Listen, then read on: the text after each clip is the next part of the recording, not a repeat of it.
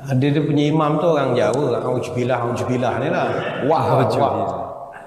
Dia makmum tak suka dia punya bacaan. Kesnya dia baca bacaan dia tak boleh sebut huruf zai. Zai dia jadi jim. Orang Jawa biasa lah. Wak ini kalau lepas main subuh main apa wak? Oh, lepas subuh Johor. Oh Johor. Kalau lepas Johor Singapura. Kalau yang buruk tu ada biasa Jawa, tak ada masalah.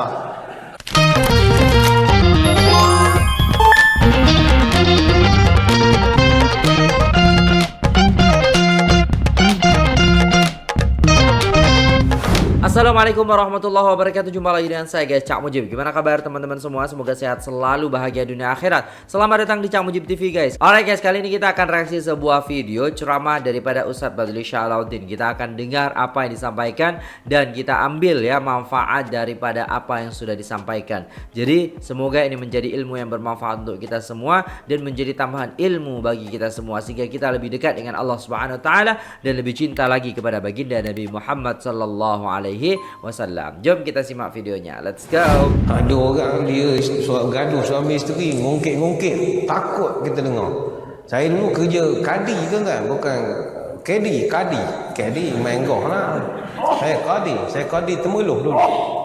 Jadi bila kadi tahu je lah kerja kadi, NCR, nikah cerai rujuk. Kerja saya nikah korang, cerai korang, rujuk korang. Bila nak rujuk ke nak cerai ke, kalau dengar keterangan suami isteri mengerikan. Si isteri kalau kutuk suami rapat tu, macam-macam dia kutuknya kalau dia tak suka pada suami. Suami pun sama jugalah. Tapi isteri kalau kutuk lagi mengerikan. Ada yang kelari depan-depan, Allah ni kata gini. Sampai isteri dia, dua-dua ni orang veteran Melaka dah. Awak kalau macam ni perangai, tak kahwin dengan awak dulu, awak tahu. Kalau kau kahwin dengan anak Yakub tu, kau jadi isteri menti besar, tahu. Dia boleh cakap begitu ke? Kita orang nak gelak ke tak gelak? Nak gelak dia boleh gungkit tu. Kalau aku kahwin dengan anak Yakub tu, aku dah jadi isteri menti besar, kau tahu. Nyesal aku kahwin dengan kau ni. Okey, suami dia menikah sekali lagi, dia jalan tu. Dia ungkit sampai tahun 60-an punya cerita. Garang. Tak payahlah begitu, tak boleh. Tapi benda ni naluri manusia. Kita sebagai ketua keluarga, didiklah isteri. Yang abang ada duit, abang beri. Kalau abang tak ada, awak janganlah cakap macam-macam pula. Terimalah seadanya. Beri. Tak ada lah. Saya kira isteri pun tak ada masalah. Cuma takut dah lama sangat diajar untuk bermewah-mewah. Itu atas pendidikan kita lah. Kalau tuan-tuan nak dia masuk surga sekali dengan kita, didiklah benda ni. Nabi pesan, kalau tidak, bye-bye, dia tak akan masuk surga sekali dengan kita. Allah. Sebab isteri yang tidak respect kepada suami, dia payah sikit lah nak dapat ganjaran di akhirat. Agak sukar, payah sikit. Sebab Asia, isteri pada Firaun, dia pun taat pada Firaun. Mana kalau puan-puan nak dakwa, saya nak taat macam mana suami saya, Ustaz? Suami saya jahat. Suami kau ni jahat macam siapa? Jahat macam Firaun, Ustaz. Suami kita baru jahat macam Firaun. Asia tu laki dia Firaun betul. Bukan macam, memang Firaun. Dia betul. Never say no pada suami dia. Marah pula orang puan, tak datang pula ceramah ni kan. Malah aku Ustaz Bat, aku malah datang ni untuk perempuan je kerja. Ni nak mengajak masuk surga. Kalau tak kami padan dah sorang-sorang kan. Duduk ke bidadari tak ada apa dah. Ni nak ajak sekali. Berubahlah, kena ubah sikit. Dia ada satu hadis Nabi sebut, la tarfa'u lahum salatuhum fawqa ru'usihim shibran. Ada 3 golongan semayangnya tidak terangkat sejengkal pun daripada kepala dia. Mana tak diterima ibadah lah. Pertama, rajulun amma qauman wa hum lahu karihun. Golongan pertama yang semayang tak dipandang oleh Tuhan, orang yang jadi imam dalam keadaan makmum tak suka ke dia. Ini imam tak boleh samsing juga dengan makmum. Imam dia kena jaga aspirasi makmum. Kami di bahagian masjid banyak aduan pasal imam. Dia masjid ni luar je nampak cantik, dalam kelahi siang malam punya masjid ni. Pengusi kelahi dengan JK dengan Bendahari, imam dengan dua Bilal dengan siap. Dia kelahi siang malam. AJK kelahiran jemaah tak cerita lagi. Dia siramnya kereta jemaah pun ada. Jemaah salah parking, dia buka pipe. Dia siram habis kereta orang tu. Kelahi, siang malam kelahi.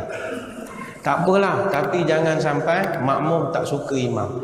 Tak suka nazir, tak suka pengusi, tak ada hukum dalam fiqh. Tapi tak suka imam, ada hukum. Nabi sebut imam kalau tak disukai, dia kena berhenti. Betul. Tapi tak suka imam tu bukanlah suka-suka hati, tak suka. Dia ada syaraknya. Pertama, imam yang bacaannya itu dah tak betul. Mungkin imam sakit ke kena benda kan. Jadi dia punya bacaan tu dah tak bunyi Fatihah lah. Siratal ladzina an'amta 'alaihim ghairil tak tahu dia baca macam tok ca semayang pun ada. Dengar dari jauh ni kuih ke masjid. Lebih kurang tok ca je semayang. Ada satu ni cerita habis sini lah. Ada satu cerita Batu Pahat. Ni Kadi Batu Pahat cerita. Satu masjid, Batu Pahat kan banyak parit kan. Banyak parit-parit semua ada masjid.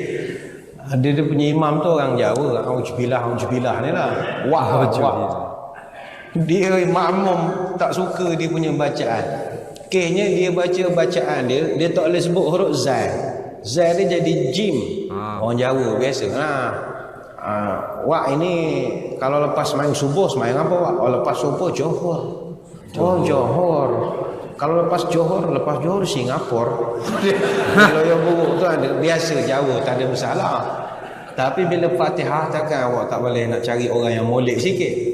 Dia bantainya walad dhalin. Ghairil maghdubi alaihim waladdallin. Panggam tu walad dhalin dia.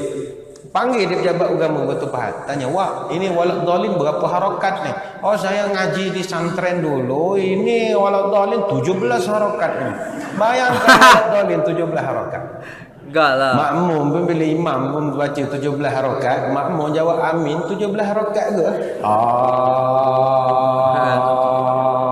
Amin. Hijau imam nak menunggu. Jadi susah. Kalau dah bacaan begitu, tak boleh lah. Tapi biasa kita jabatan agama panggil imam buat tahsin juga. Cek dulu. Kadang makmum ni suka-suka hati nak komplain. Komplain sedap suruh jadi imam tak nak. Kalau kita cek juga lah. Ataupun faktor kedua, dari segi syaraknya, katakanlah imam tu bacaan sedap. Atau program bagus, aktif panggil penceramah masjid pun kutipan bagus. Tapi dia ada masalah akhlak. Pun boleh juga dibecatkan. Walaupun dia bagus bertugas, contoh mulut dia. Dia kalau menyumpah seranah, habis benda dalam seluar keluar. Malu lah awak tok imam, takkan mencarut-carut cakap. Betul. Kalau orang tak tengok, ingat orang kampung mana mulut begitu. Tengoklah tok imam. Tok imam rupanya. Tak boleh begitu. Macam ada satu kes termeluh dalam proses nak menyelesaikan lah. Makmum protes imam. Kes imam tu muda lagi. Imam main snooker. Kami pun pertahankanlah, kata Haji ni main snooker ni tak salah. Tak, bagi orang kampung snooker ni tak bagus. Kita orang bandar snooker ni sukan dia, tak ada masalah. Tapi bagi orang kampung snooker ni betting lah. Macam betting taruh duit rokok cacang gitu. Dia tak macam karaoke. Karaoke dulu memang teruk sangat. Perempuan begini nyanyi sekarang ni karaoke lagu Raihan pun ada. Asyhadu alla ada orang kampung dia tak tahu tu. Bagi dia snooker tak sikah. Kata tak apa snooker Haji sukan. Arwah Tok Guru Nik Aziz pun rasmi pusat snooker Kota Baru. Tunjuk gambar apa semua. Oh tak boleh ustaz. Tengok dia tunjuk gambar WhatsApp grup masjid lah. Imam tengah main snooker. Imam pun satu main snooker main je lah beradab sopan sikit. Ini dak menerak atas meja. Terjelek-jelek ni dah. Oh imam sungguh no. Alhamdulillah. Allahumma sholli ala sayyidina Muhammad. Orang ada selesai videonya dan itulah tadi yang disampaikan oleh Ustadz Badli Shah Alauddin ya guys ya. Kes cerai makin mengerikan dan membimbangkan. Memanglah macam tu. Tapi kalau tugas kita sebagai suami ya guys ya, mendidik istri kita supaya istri kita itu faham tentang agama, bagaimana mencontoh ya istri-istri baginda Nabi Muhammad SAW, bagaimana mencontoh Sayyidatina Fatimah dan juga mencontoh para istilahnya orang-orang yang salihah, orang-orang yang saleh yang bagaimana istilahnya mendidik istrinya, yang menjadikan istrinya itu dekat dengan Allah Subhanahu wa taala, maka insya Allah kita juga sebagai suami akan selamat ya guys ya. Jadi kata Ustaz Badli Syah tadi dikatakan kalau istilahnya istri kita itu tidak ilmu agama ataupun tidak faham, tidak kita kasih faham, maka bisa juga istri kita itu tidak masuk surga bersama kita. Begitu katanya guys ya.